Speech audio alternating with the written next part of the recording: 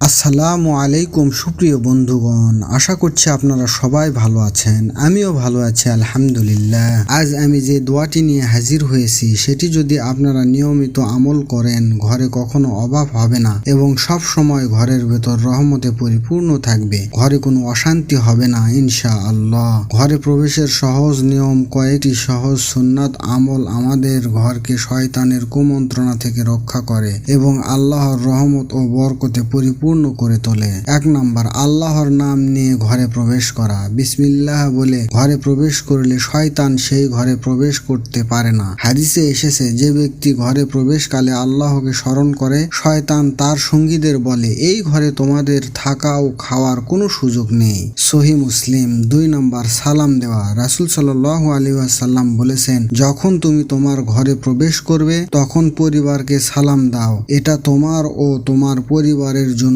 বরকতের কারণ হবে। যদি ঘরে কেউ না থাকে তবে ফেরেশতাদের উদ্দেশ্যে সালাম দেওয়া উত্তম। 3 নাম্বার, মাসনুন দোয়া পাঠ করা। ঘরে প্রবেশের সময় দোয়াটি পাঠ করা। আল্লাহুম্মা ইন্নী আসআলুকা খায়রাল মাওয়ালিজি ওয়া খায়রাল মাখরিজি, বিসমিল্লাহি ওয়ালাজনা ওয়া বিসমিল্লাহি খারাজনা ওয়া আল্লাহি রাব্বিনা তাওয়াক্কালনা।